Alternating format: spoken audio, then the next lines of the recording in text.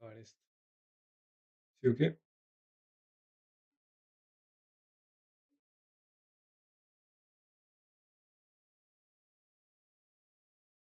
Botrick se ha unido correctamente. Hola, buena noche, no se ve ni se escucha nada. Cara con boca diagonal pulgar hacia arriba de tono claro. No se ve ni se escucha nada. Que apenas prendí. Ahí, cargando esto. Por forward. Ay, vos como que habías venido por acá. Y no me falla la memoria.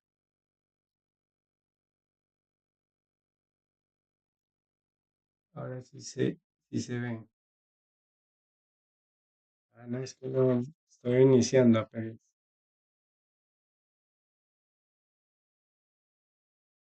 Estoy haciendo un cursito en Coursera. Creo que vos me ves desde YouTube, si no estoy mal.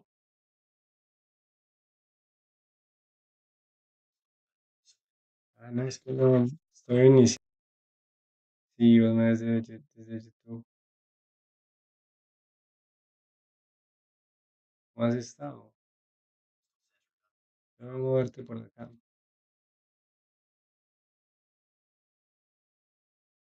Estaba haciendo esto muy rápidamente porque dan nota por esto. Pero es muy largo y, y bueno.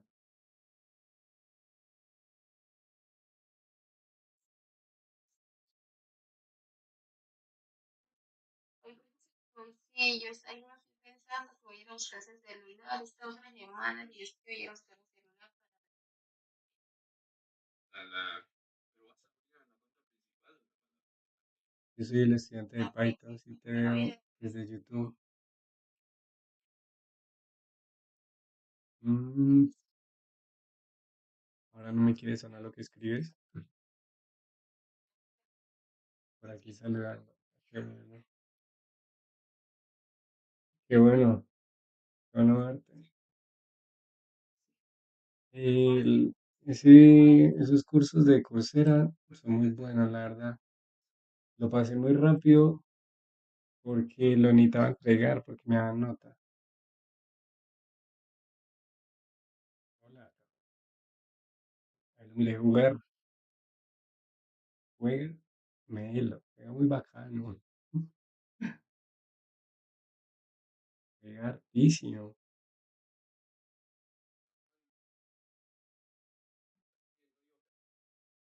Pues si entré y ni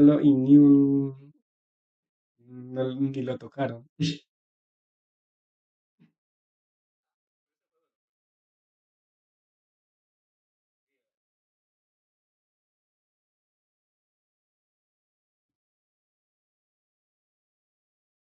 Bueno, este curso es de electrónica, de introducción a la electrónica. Ya estamos en OPANS, es un poquito avanzado. Los otros cursos de programación mm,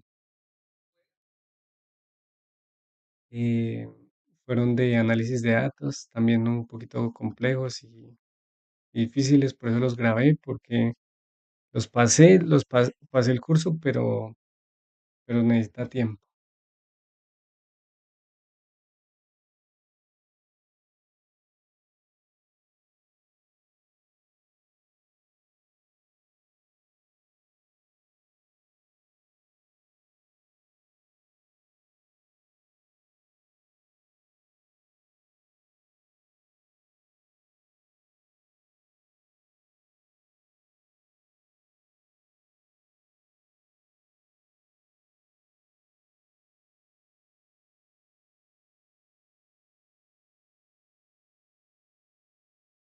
Súper, que chivir. Pulgar hacia arriba de tono claro.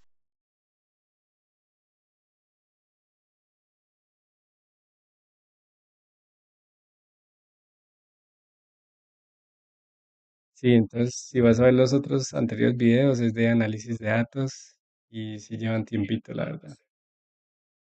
Ahí lo dejé grabado, te toca dar. stop y seguir. Pero bueno, ahí están los videos. Ojalá alguien los aproveche.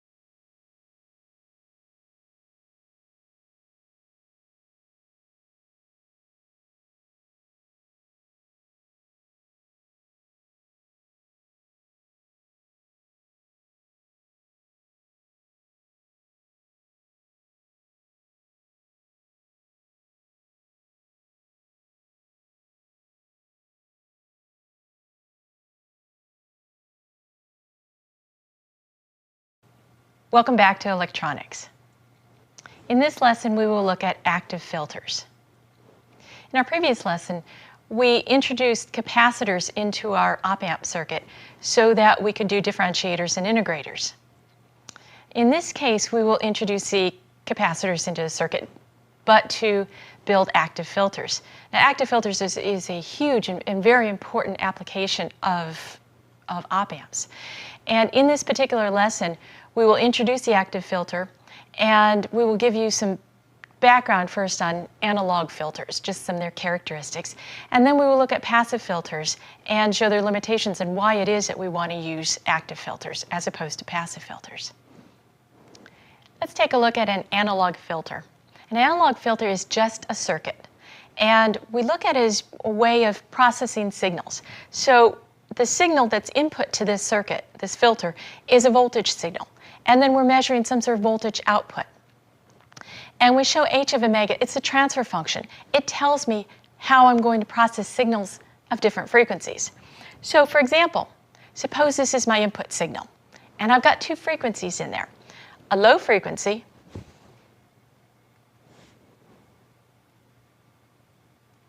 where I can look at it here. It's kind of the average value of that. And that low frequency has an amplitude of 1. Well, then I have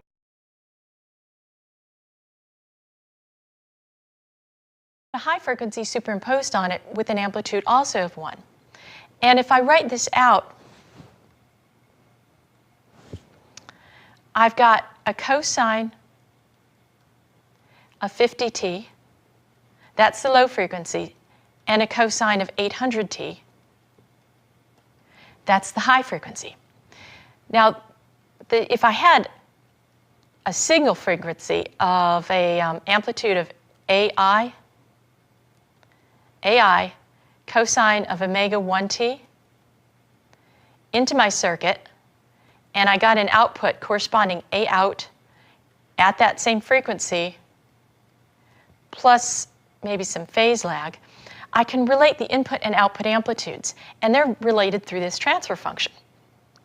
So the output amplitude is equal to the input amplitude times the magnitude of the transfer function at that frequency. Now it helps to look at a numerical example. In this Hay que example, seguir estudiando. Yo empiezo el 26 de mayo un diplomado de 2 meses y medio, presencial en la Universidad Libre. Gracias por la información tan interesante. Nudillos de tono claro, cara con gafas de sol, pulgar hacia arriba de tono claro. Ah, súper bien. Universidad Libre. Excelente. Sí, toca, pues más que estudiar es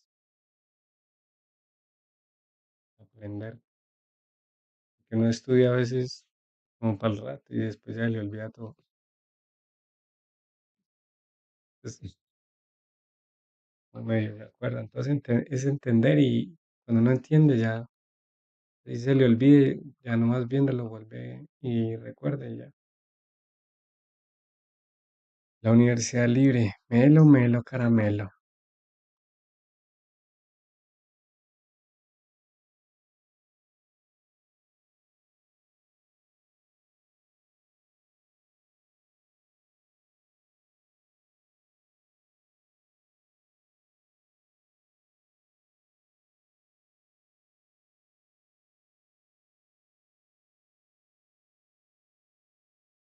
that looks like this. And what I do is I look at this frequency at 50. I look at 50 right here, and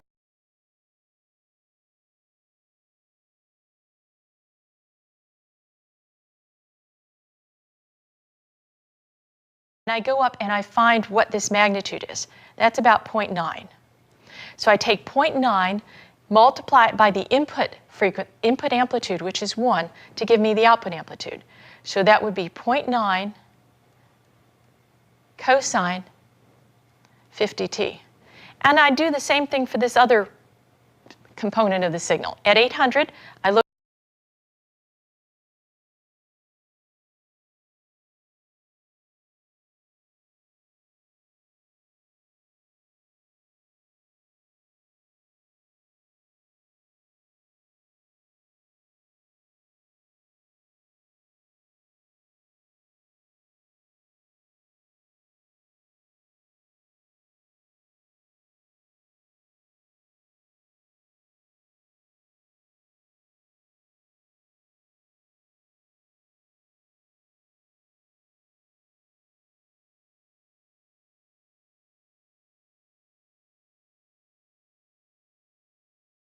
at 800, that's about say 0.13. And so I have 0.13 times the input amplitude, which is 1, gives me the output amplitude.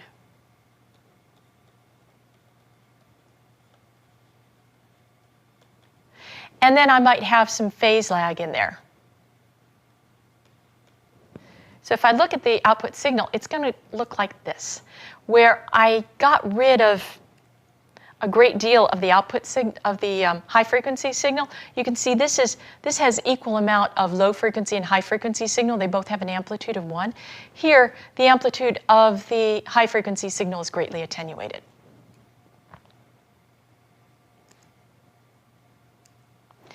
Now I'm going to set you up to do a quiz here. And this quiz actually is to do the same thing we just did, but with a high-pass signal, high-pass filter. The previous one, we passed through low frequencies, and we attenuated high frequency. This is going to be doing the opposite. In this particular case, I'm going to set it up for you before we start. This is my input. I've got 3 frequencies here, a DC, and DC corresponds to a frequency of 0. And notice that my frequency is in hertz here. Hertz is related to radians per second through a factor of 2 pi. 2 pi f is equal to omega. And so before, when we were looking at cosine of omega t, we have to relate that back to f by this factor of 2 pi. So in fact, this is my f, and that's my f. So if I wanted to look at the magnitude, this is the magnitude of the transfer function, I would be looking at 10 hertz and 100 hertz. And what I want you to do is figure out, if this is my input, which of these is the corresponding output of a filter with this transfer function.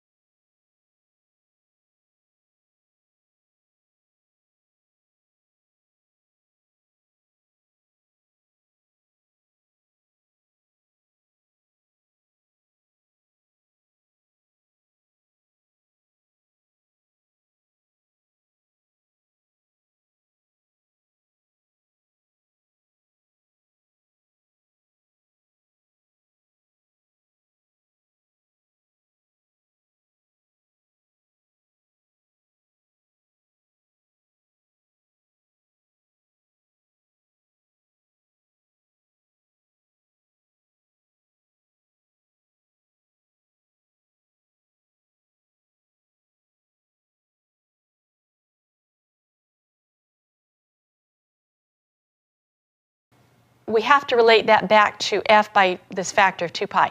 So in fact, this is my f, and that's my f. So if I wanted to look at the magnitude, this is the magnitude of the transfer function, I would be looking at 10 hertz and 100 hertz. And what I want you to do is figure out, if this is my input, which of these is the corresponding output of a filter with this transfer function.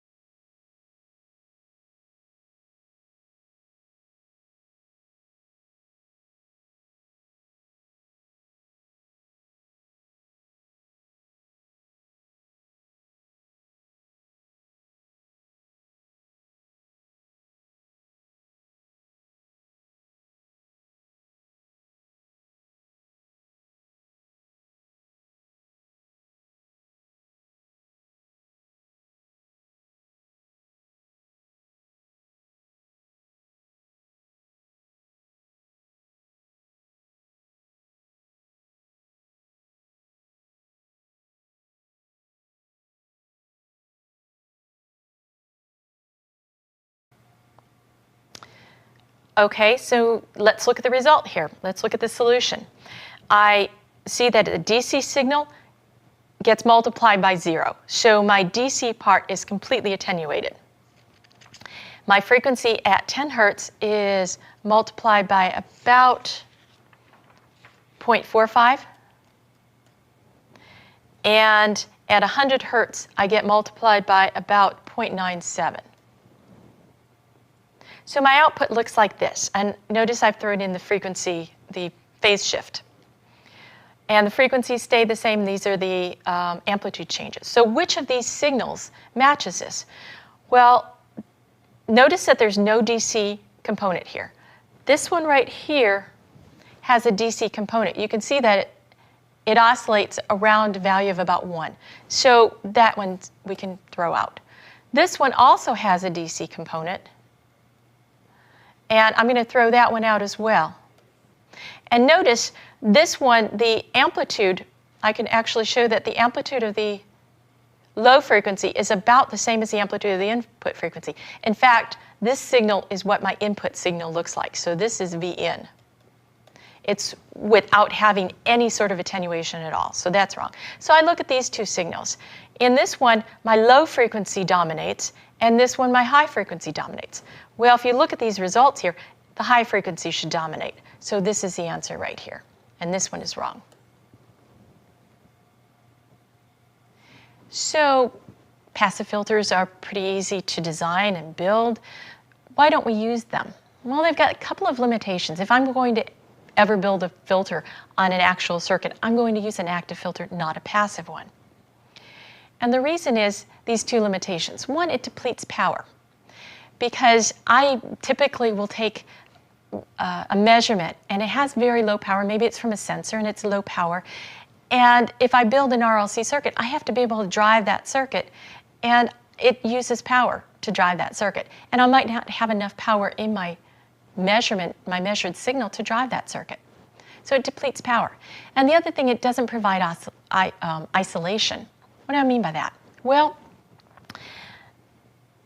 if I want to add something to this, maybe say a load resistor, I've immediately changed V naught. And you can see that by going up here. If I add R sub L right here, I have to reevaluate this circuit because I have changed what V0 is. And the same thing, so it's not isolated here because V0 depends on what I hook up to it. And the same thing as the input. So suppose I measure something from a sensor and then I put my filter on it, I can change that signal. It's sort of like the Heisenberg uncertainty principle. When you try to measure something, you've changed it. I don't want to change it. And that's the problem with a passive filter. I don't have this isolation there. I change it. So we introduce active filters. It has its own power supply, so it doesn't deplete the power. And most common ones are made out of op amps. And it also provides isolation. So I don't change my voltage. Welcome back to electronics. In this lesson, we will look at active filters. Most common ones are made out of op amps, and it also provides isolation. So I don't change my voltage when I add another circuit on. I can cascade these filters together without changing these intermediate voltages, the input and output for any given circuit.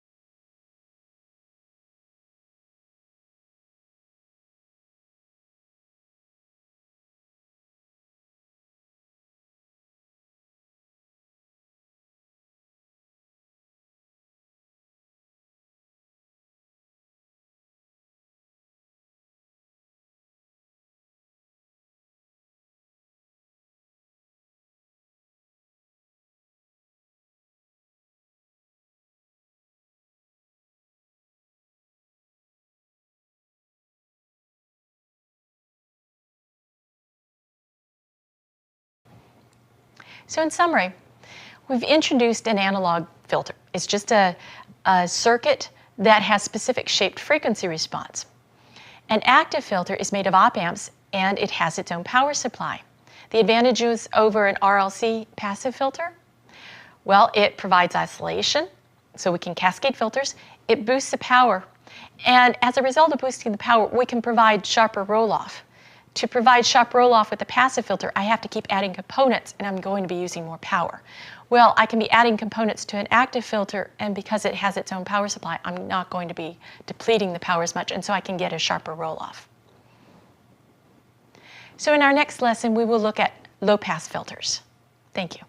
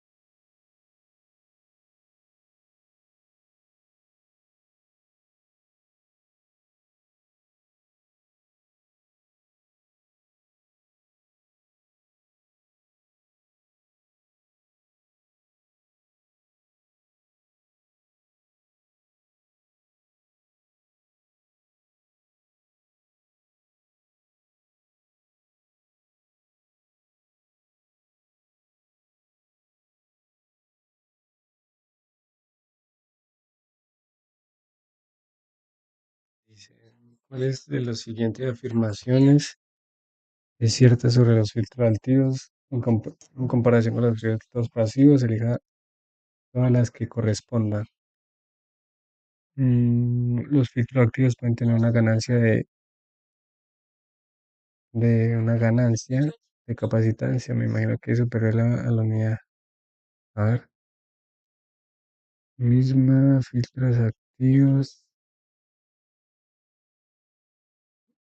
Los filtros activos contienen una ganancia CC superior a la unidad, a diferencia de los filtros pasivos, verdadero. Los filtros activos pueden amplificar señales incluso en DC, corriente continua, porque incluyen amplificadores operacionales. Los filtros pasivos por la naturaleza no pueden amplificar su ganancia en DC. Siempre es menor o igual a 1. La ganancia en DC, o sea, los filtros pasivos por su naturaleza no pueden amplificar su ganancia en DC, pero los activos sí. Filtros activos pueden amplificar la señal. Ok, activos, listo.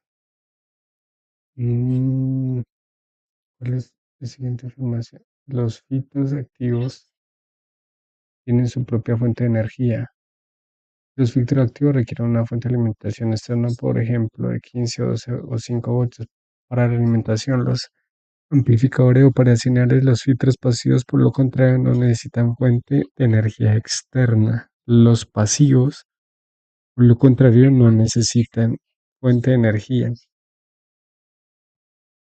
Los filtros activos pueden conectarse en cascada sin que ello afecte a su funcionamiento de transferencia, a diferencia de los filtros pasivos. Gracias a que los filtros activos tienen alta impedancia de entrada y baja impedancia de salida, no se afecta entre sí. Al conectarlos en cascada, los pasivos sí pueden verse afectados debido a la interacción de impedancias entre etapas. Filtros tienen la alta impedancia de entrada y baja impedancia de salida. No se afectan entre sí al conectarlos en cascada, pero los pasivos sí pueden verse afectados debido los pasivos a las interacciones de impedancia entre etapas.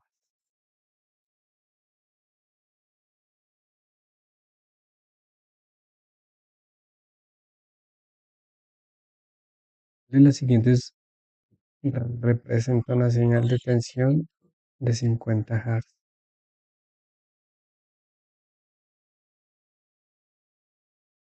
Mm,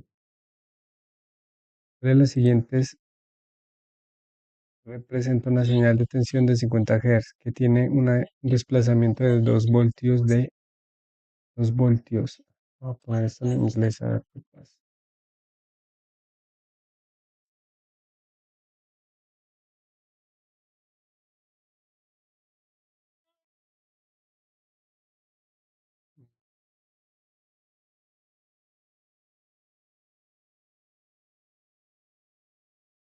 We show the follow represent. Si ve que se lee diferente. Dice cuál es la siguiente representaciones de voltaje de la señal de 50 Hz a Hz de displacement. Supuestamente es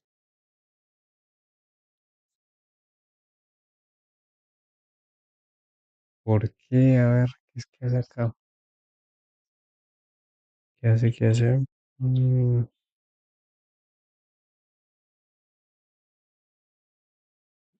eh, frecuencia, amplitud de la señal. 50 radianes, esto es 8 Hz, no 50 Hz. Tengo,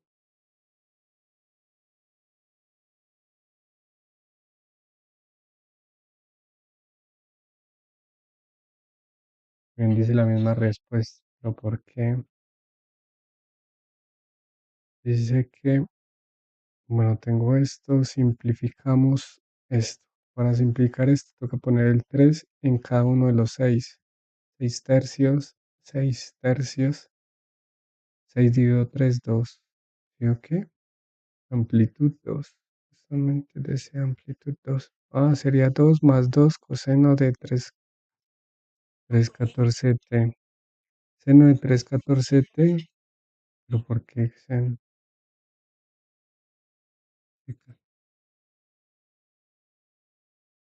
Secante, secante. Bueno, se los dejo de tarea, es este.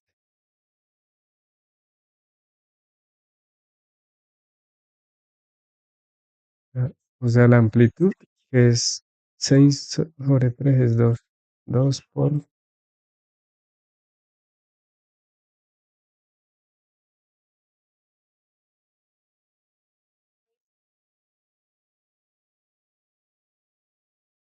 listo. Está bien. Welcome back to electronics.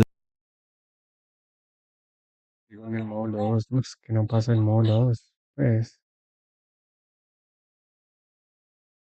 no, This is Dr. Robinson. In this lesson, I want to look at the no, filtros relationship pasa abajo, between ¿no? the inverting and Creo, non-inverting filtros op-amp pasa abajo. amplifier configurations.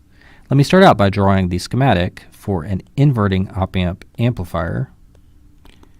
We have the input resistor R1, a feedback resistor, RF.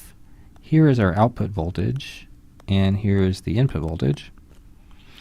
And remember, when we have this type of configuration, we have a ratio of output voltage to input voltage, or the gain, is equal to negative RF over R1. Now, a common mistake that I see students make is informing the schematic for a non-inverting op-amp amplifier from the schematic for the inverting amplifier, like this. If we have an input resistor, again, R1, here's Vn, our op-amp, feedback resistor, RF, here is V out, and here's our ground. So the belief seems to be that if this is an inverting amplifier with the input voltage connected to the inverting terminal, then we can form a non-inverting amplifier by simply interchanging the non-inverting and inverting terminals, like this. But this is not the correct way of forming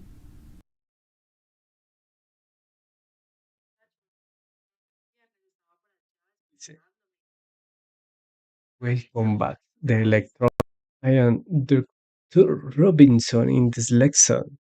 I want to discuss the relation between inverting and non-inverting open configuration. Let me start by drawing this schematic. No, mejor en español.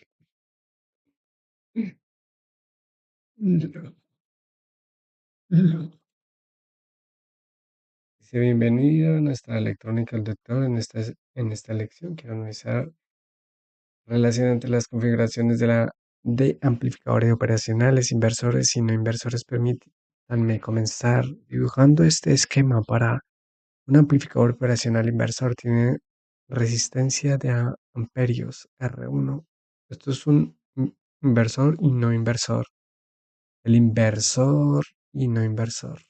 Ok. Tiene una resistencia de amperio, una resistencia de retroalimentación, RF, aquí está. Nuestro voltaje de salida y aquí está el voltaje de entrada.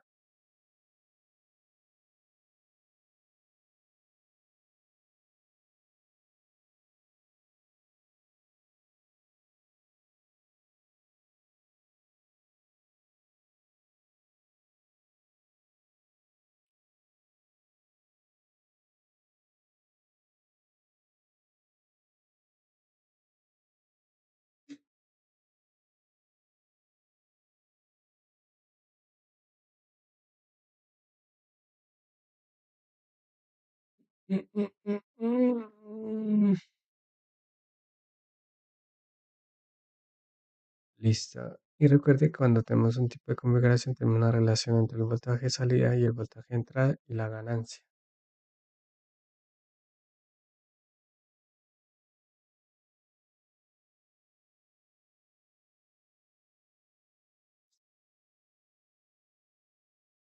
A non-inverting amplifier. We actually have positive feedback in the circuit where the output voltage is applied back to the non-inverting terminal through the resistor RF. Remember, a real op-amp is powered with DC power supplies, say V plus and V minus. If you built this circuit, what you would find is that the output voltage is in one of two states. It's either equal to the DC V plus voltage or the DC V minus voltage. Our voltage is near these voltages because of internal voltage drops inside the op-amp. So this circuit is not a non-inverting amplifier. It's not an amplifier. Let's look at how the inverting and non-inverting configurations are related. Let me draw another schematic. Here's our op-amp with the inverting terminal, the non-inverting terminal. Here's the output voltage, V out. RF, RF, R1. In this case, let me leave these two terminals as just open terminals that I'm going to label A and B. Now we can see that if I made terminal A the input voltage and I made terminal B ground, then we would have the inverting configuration here and we would have a gain of negative RF over R1. And I can tabulate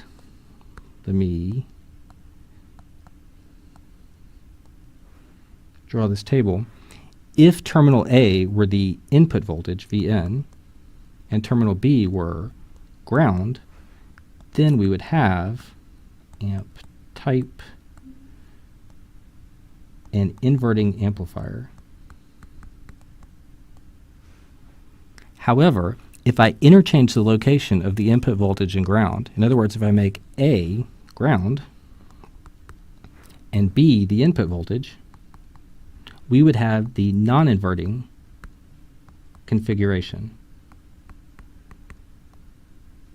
So the correct way to form a non-inverting amplifier from the inverting amplifier is not to exchange the non-inverting and inverting terminals, but to exchange the positions of the input voltage and ground. So this topology here can actually be used to create both the inverting amplifier, input voltage here, here's R1, here's our feedback resistor, RF, the output voltage, the inverting configuration, and if we interchange this VN and this ground, we get this circuit.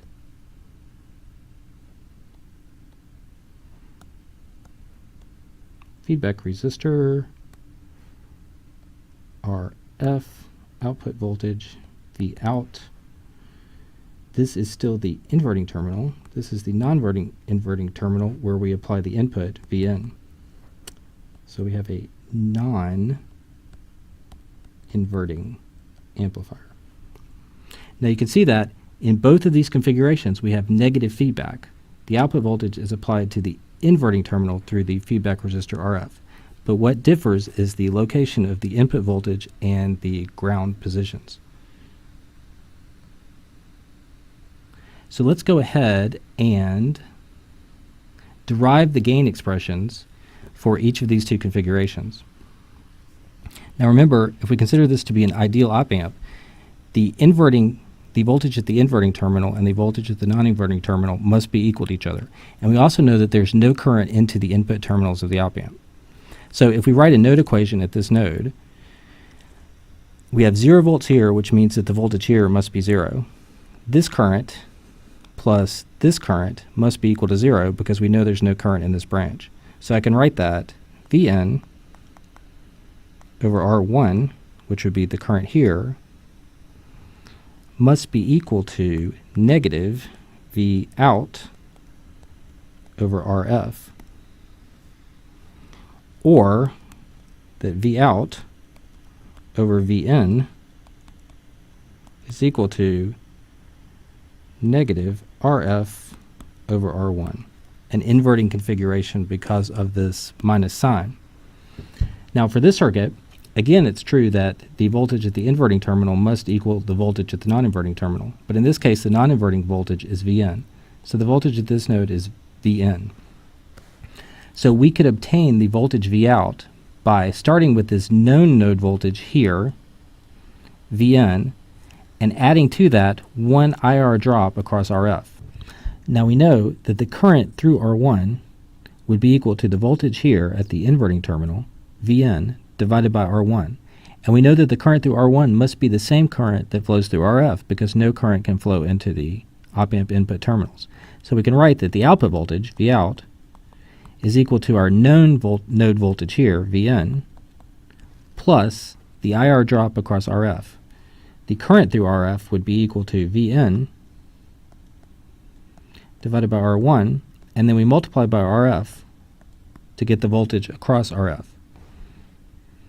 We can then factor out Vn and bring it to the side to get V out over Vn is equal to 1 plus RF over R1, a non-inverting amplifier configuration, compared with the inverting gain here because of this negative sign.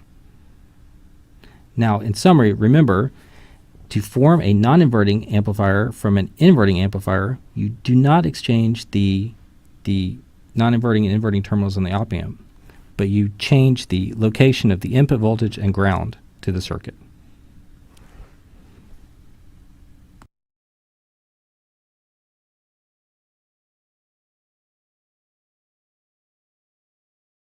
Welcome back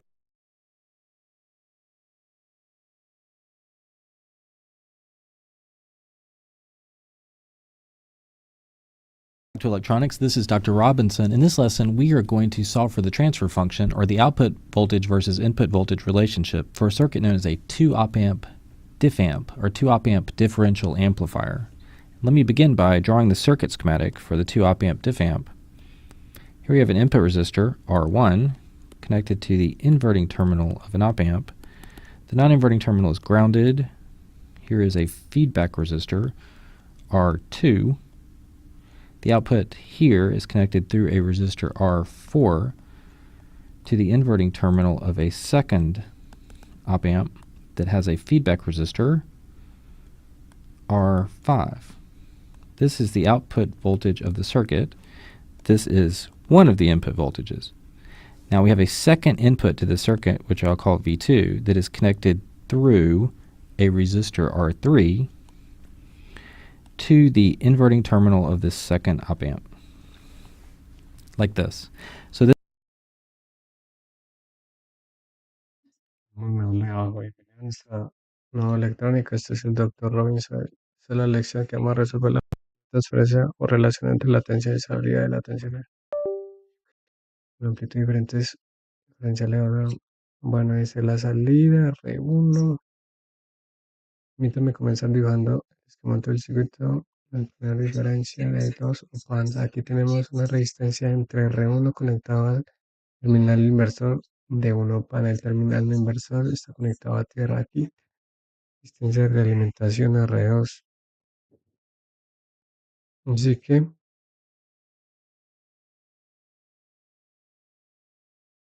This circuit, a 2 op amp diff amp, has 2 inputs and a single output.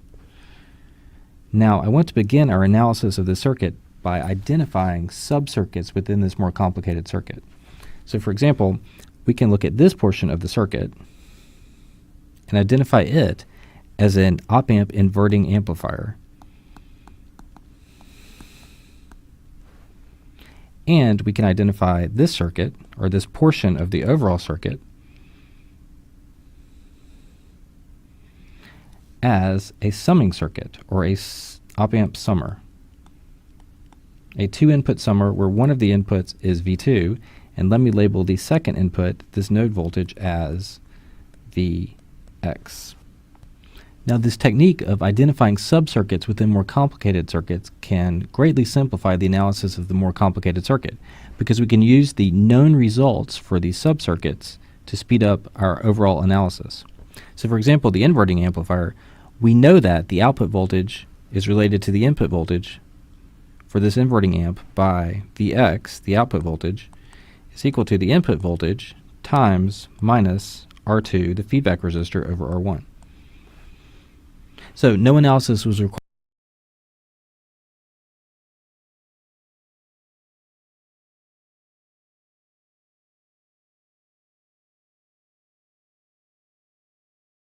required.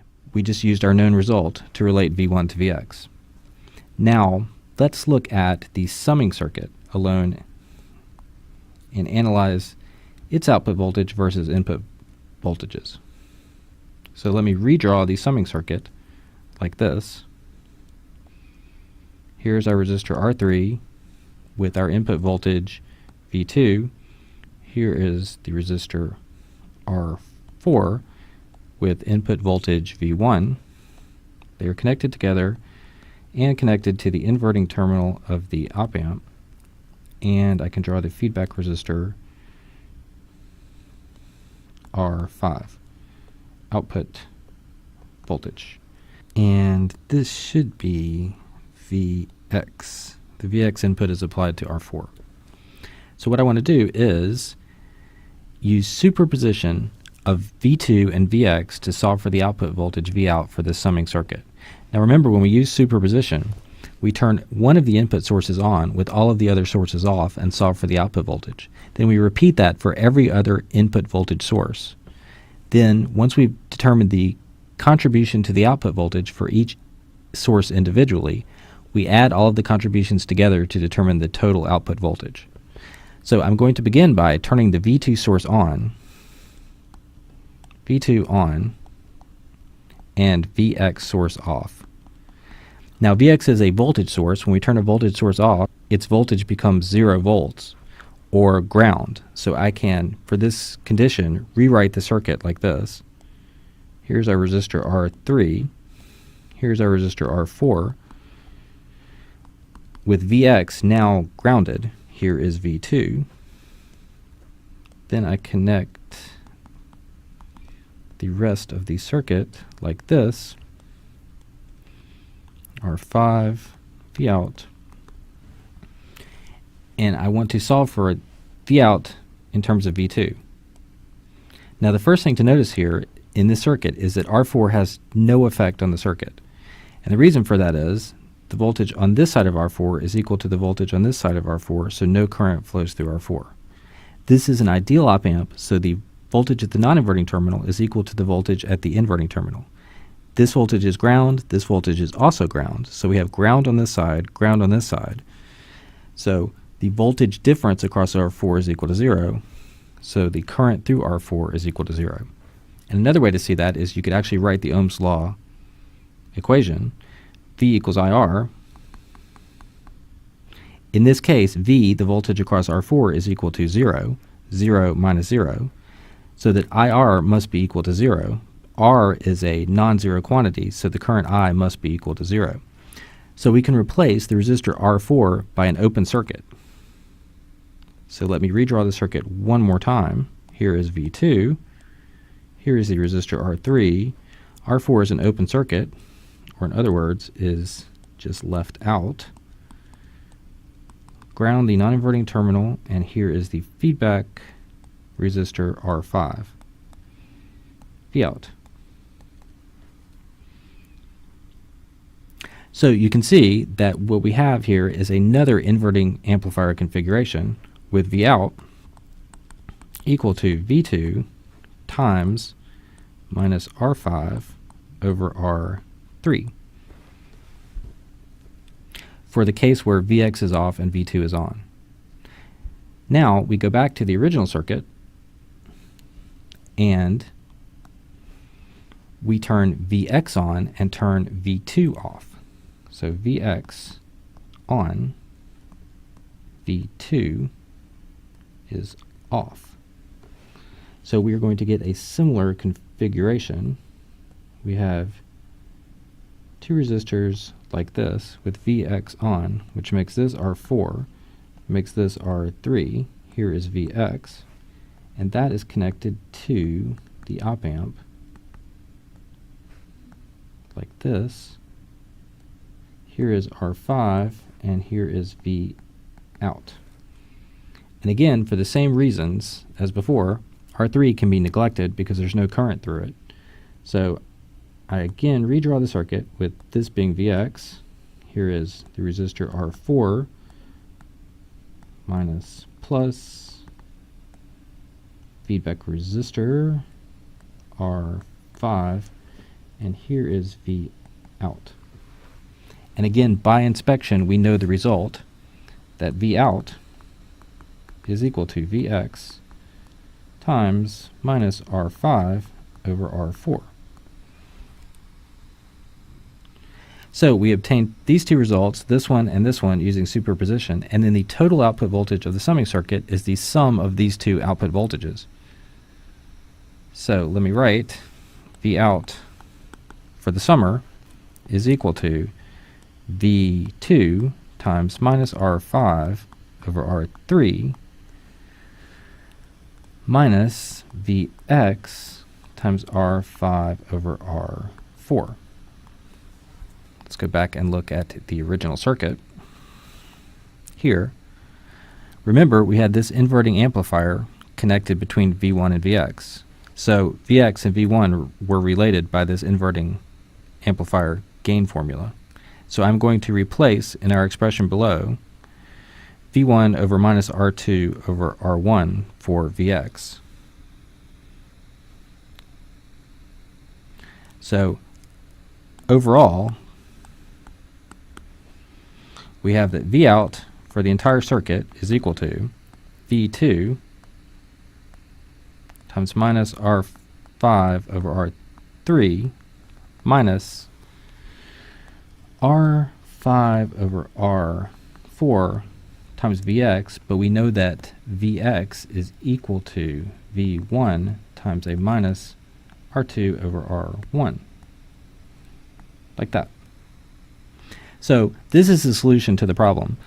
You can see that we obtain the output voltage by multiplying the input voltage V2 by one gain and the input voltage V1 by another gain, and then combining the two in this way. Now we can have this circuit implement a true diff amp in that its output voltage is equal to a gain times the difference of the two input voltages by making some assumptions about the resistor values in the circuit. So for example, if we let the resistor R2 equal R1 and R4 equal R3, then we can rewrite the output voltage expression as V out is equal to V2 times a minus R5 over R3 minus R5 over now R3 times V1 times a minus 1. Or we can write that V out equals, I'll factor out the R5 over R3 times V1 minus V2. The formula for a true differential amplifier.